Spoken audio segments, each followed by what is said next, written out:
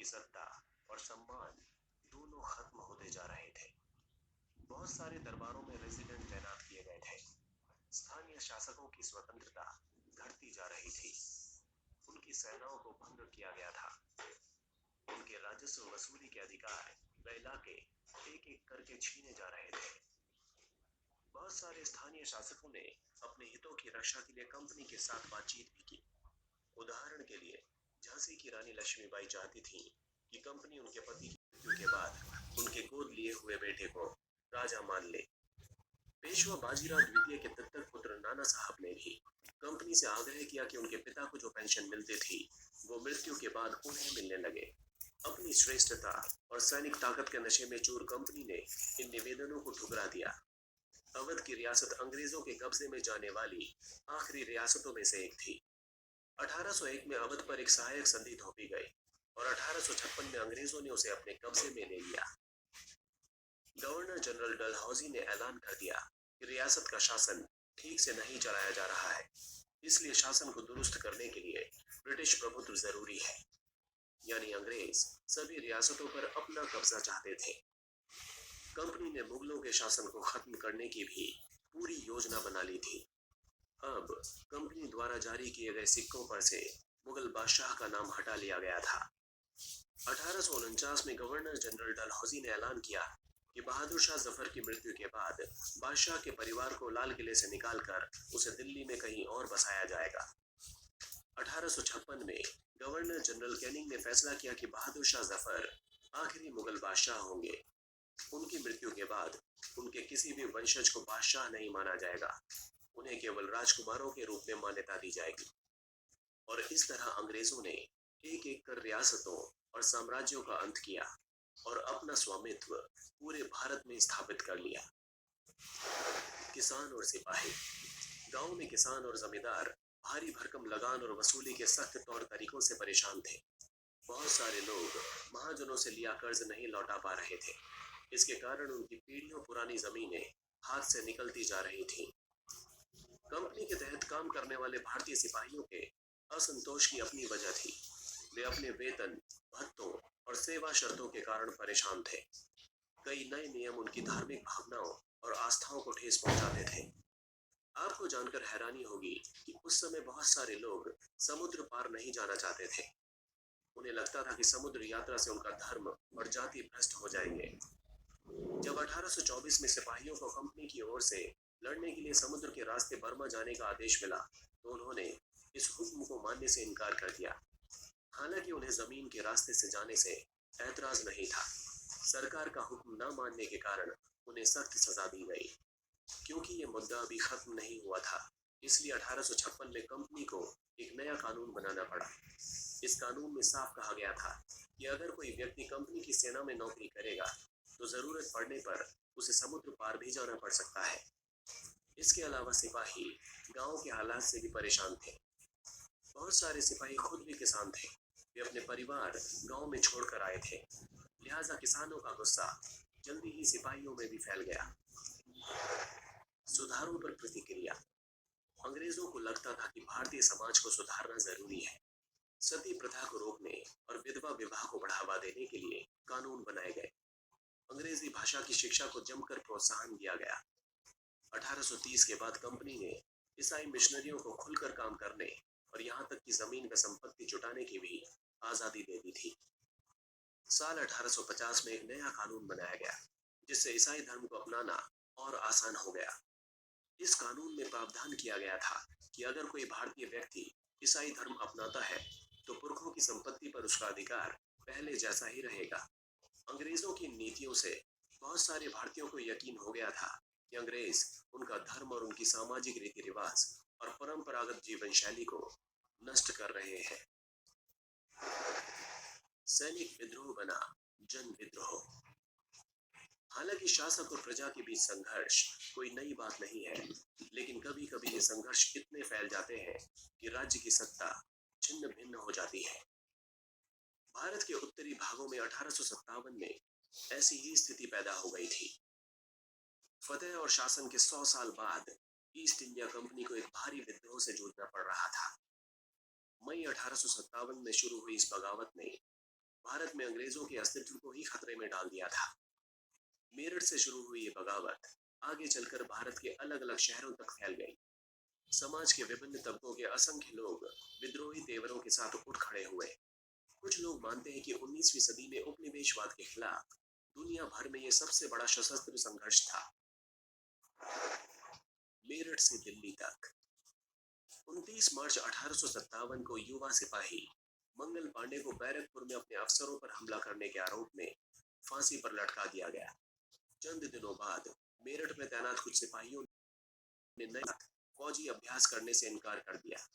सिपाहियों को लगता था कि उन कारतूसों में गाय और सूअर की चर्बी का लेप चढ़ाया गया था। इसके चलते 85 सिपाहियों को नौकरी से निकाल दिया गया। उन्हें अपने अफसरों का हुक्म न मानने के आरोप में 10-10 साल की सजा भी सुना दी गई। ये 9 मई 1857 की बात है। मेरठ में तैनात दूसरे भारतीय सिपाहियों की प्रतिक्रिया बहुत जबरदस्त रही। 10 मई को सिपाहियों ने मेरठ की जेल पर धावा बोलकर वहां बंद सिपाहियों को आजाद करा लिया। उन्होंने अंग्रेज अफसरों पर हमला करके उन्हें मार गिराया। इसके अलावा उन्होंने बंदूक और हथियार भी अपने कब्जे में ले लिए और अंग्रेजों की इमारतों व संपत्तियों को आग के हवाले कर दिया। उन्होंने फिरंगियों के खिलाफ युद्ध का ऐलान कर दिया। सिपाही पूरे देश में अंग्रेजों के शासन को खत्म करने पर आमादा हो गए थे, लेकिन सवाल यह था कि अंग्रेजों के जाने के बाद देश का शासन कौन चलाएगा। सिपाहियों ने इसका भी जवाब ढूंढ लिया था। वे मुगल सम्राट बहादुर शाह जफर को फिर से देश की सत्ता सौंपना चाहते थे। मेरठ के कुछ सिपाहियों की एक टोली 10 मई की रात को घोड़ों पर सवार होकर अंधेरे में ही दिल्ली पहुंच गई। जैसे ही उनके आने की खबर फैली, दिल्ली में तैनात टुकड़ियों ने भी बगावत कर दी। यहाँ भी कई अंग्रेज अफसर मारे गए। देशी सिपाहियों ने हथियार व गोला बारूद अपने कब्जे में ले लिया और इमारतों को आग लगा दी। इसके बाद विजयी सिपाही लाल किले की दीवारों के आसपास जमा हो गए। वे बादशाह से मिलना चाहते थे। बादशाह अंग्रेजों की भारी ताकत से दो दो हाथ करने के लिए तैयार नहीं थे, लेकिन सिपाही भी अड़े रहे। आखिरकार वे जबरन महल में घुस गए और उन्होंने बहादुर शाह जफर को अपना नेता घोषित कर दिया। बूढ़े बादशाह को सिपाहियों की मांग माननी पड़ी। उन्होंने देश भर के शासकों और मुखियाओं को चिट्ठी लिखकर अंग्रेजों से लड़ने के लिए भारतीय राज्यों का एक संघ बनाने का आह्वान किया। बहादुर शाह जफर के एकमात्र कदम के गहरे परिणाम सामने आए। अंग्रेजों से पहले देश के एक बहुत बड़े हिस्से पर मुगल साम्राज्य का ही शासन था। ज्यादातर शासक और रजवाड़े मुगल बादशाह के नाम पर ही अपने इलाकों का शासन चलाते थे। अंग्रेजी शासन के विस्तार से भयभीत ऐसे बहुत सारे शासकों को लगता था कि अगर मुगल बादशाह दोबारा शासन स्थापित कर लें तो वे मुगल आधिपत्य में दोबारा अपने इलाकों का शासन बेफिक्र होकर चला पाएंगे। उधर अंग्रेजों को इन घटनाओं की उम्मीद नहीं थी। उन्हें लगता था कि कारतूसों के मुद्दे पर पैदा हुई उथल पुथल कुछ समय में ही शांत हो जाएगी। लेकिन जब बहादुर शाह जफर ने बगावत को अपना समर्थन दे दिया तो स्थिति रातों रात बदल गई। अक्सर ऐसा होता है कि जब लोगों को उम्मीद की नई किरण दिखने लगती है तो उनका उत्साह और साहस बढ़ जाता है। इससे उन्हें आगे बढ़ने की हिम्मत, उम्मीद और आत्मविश्वास मिलता है। बगावत। जब दिल्ली से अंग्रेजों के पैर उखड़ गए तो लगभग एक हफ्ते तक कहीं और विद्रोह नहीं हुआ। जाहिर है कि खबर फैलने में भी कुछ समय तो लगना ही था, लेकिन इसके बाद तो विद्रोह का सिलसिला ही शुरू हो गया। एक के बाद एक हर रेजिमेंट में सिपाहियों ने विद्रोह कर दिया और वे दिल्ली और लखनऊ जैसे मुख्य बिंदुओं पर दूसरी टुकड़ियों का साथ देने निकल पड़े। उनकी देखा देखी कस्बों और गांवों के लोग भी बगावत के रास्ते पर चलने लगे। वे स्थानीय नेताओं, जमींदारों और मुखियाओं के पीछे संगठित हो गए। ये लोग अपनी सत्ता स्थापित करने और अंग्रेजों से लोहा लेने के लिए तैयार थे। स्वर्गीय पेशवा बाजीराव के दत्तक पुत्र नाना साहेब कानपुर के पास रहते थे। उन्होंने सेना को संगठित किया और अंग्रेजों को शहर से खदेड़ दिया। उन्होंने खुद को पेशवा घोषित कर दिया और ऐलान किया कि वे बादशाह बहादुर शाह जफर के तहत गवर्नर है। लखनऊ की गद्दी से हटा दिए गए नवाब वाजिद अली शाह के बेटे बिरजिस कद्र को नया नवाब घोषित कर दिया गया। बिरजिस कद्र ने भी बहादुर शाह जफर को अपना बादशाह मान लिया। उनकी मां बेगम हजरत महल ने अंग्रेजों के खिलाफ विद्रोह को बढ़ावा देने में बढ़ चढ़कर हिस्सा लिया। झांसी में रानी लक्ष्मीबाई भी अंग्रेजों के खिलाफ विद्रोही सिपाहियों के साथ जा मिली। उन्होंने नाना साहब के सेनापति तात्या टोपे के साथ मिलकर अंग्रेजों को भारी चुनौती दी। मध्य प्रदेश के मांडला क्षेत्र में राजगढ़ की रानी अवंतीबाई लोधी ने 4000 सैनिकों की फौज तैयार की और अंग्रेजों के खिलाफ उसका नेतृत्व किया, क्योंकि ब्रिटिश शासन ने उनके राज्य के प्रशासन पर भी नियंत्रण कर लिया था। विद्रोही टुकड़ियों के सामने अंग्रेजों की संख्या बहुत कम थी। बहुत सारे मोर्चों पर उनकी जबरदस्त हार हुई। इससे लोगों को यकीन हो गया कि अब अंग्रेजों का शासन खत्म हो चुका है। अब लोगों को विद्रोह में कूद पड़ने का गहरा आत्मविश्वास मिल गया था। खास तौर से अवध के इलाके में चौतरफा बगावत की स्थिति थी। 6 अगस्त 1857 को लेफ्टिनेंट कर्नल टाइटलर ने अपने कमांडर इन चीफ को टेलीग्राम भेजा, जिसमें उसने अंग्रेजों के भय को व्यक्त किया था। हमारे लोग विद्रोहियों की संख्या और लगातार लड़ाइयों से थक गए हैं। एक एक गांव हमारे खिलाफ है। जमींदार भी हमारे खिलाफ हो चुके हैं। इस दौरान बहुत सारे महत्वपूर्ण नेता सामने आए। उदाहरण के लिए फैजाबाद के मौलवी अहमदुल्ला शाह ने भविष्यवाणी कर दी थी कि अंग्रेजों का शासन जल्दी हो जाएगा। वे समझ चुके थे कि जनता क्या चाहती है। इसी आधार पर उन्होंने अपने समर्थकों की एक विशाल संख्या जुटा ली। अपने समर्थकों के साथ वे अंग्रेजों से लड़ने लखनऊ जा पहुंचे। दिल्ली में अंग्रेजों का सफाया करने के लिए बहुत सारे गाजी यानी धर्म योद्धा इकट्ठा हो गए। बरेली के सिपाही बख्त खान ने लड़ाकों की एक विशाल टुकड़ी के साथ दिल्ली की ओर कूच कर दिया।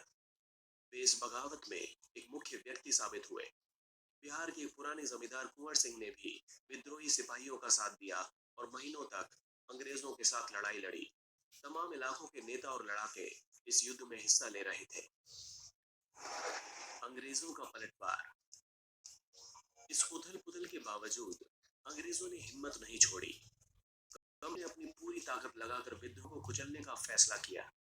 उन्होंने इंग्लैंड से और फौजी मंगवाए। विद्रोहियों को जल्दी सजा देने के लिए नए कानून बनाए गए और विद्रोह के मुख्य केंद्रों पर धावा बोला गया। सितंबर 1857 में दिल्ली दोबारा अंग्रेजों के कब्जे में आ गई। अंतिम मुगल बादशाह बहादुर शाह जफर पर मुकदमा चलाया गया और उन्हें आजीवन कारावास की सजा दी गई। उनके बेटों को उनकी आंखों के सामने गोली मार दी गई। बहादुर शाह जफर और उनकी पत्नी बेगम जीनत महल को अक्टूबर 1858 को रंगून जेल में भिजवा दिया गया। इसी जेल में 1862 में बहादुर शाह जफर ने अपनी अंतिम सांस ली। दिल्ली पर अंग्रेजों का कब्जा हो जाने का यह मतलब नहीं था कि विद्रोह खत्म हो चुका था। इसके बाद भी लोग अंग्रेजों से टक्कर लेते रहे। व्यापक बगावत की विशाल ताकत को कुचलने के लिए अंग्रेजों को अगले 2 सालों तक लड़ाई लड़नी पड़ी। मार्च 1858 में लखनऊ अंग्रेजों के कब्जे में चला गया। जून 1858 में रानी लक्ष्मीबाई की शिकस्त हुई और उन्हें मार दिया गया। दुर्भाग्यवश ऐसा ही रानी अवंतीबाई लोधी के साथ भी हुआ। खेड़ी की शुरुआती विजय के बाद उन्होंने अपने आप को अंग्रेजी फौज से घिरा पाया और वे शहीद हो गई। तात्या टोपे मध्य भारत के जंगलों में रहते हुए आदिवासियों और किसानों की मदद से छापा मार युद्ध चलाते रहे। जिस तरह पहले अंग्रेजों के खिलाफ मिली सफलताओं से विद्रोहियों को उत्साह मिला था, उसी तरह विद्रोही ताकतों की हार से लोगों की हिम्मत टूटने लगी। बहुत सारे लोगों ने विद्रोहियों का साथ छोड़ दिया। अंग्रेजों ने भी लोगों का विश्वास जीतने के लिए हर संभव प्रयास किए। उन्होंने वफादार भूस्वामियों के लिए इनामों का ऐलान कर दिया। उन्हें आश्वासन दिया गया कि उनकी जमीन पर उनके परंपरागत अधिकार बने रहेंगे।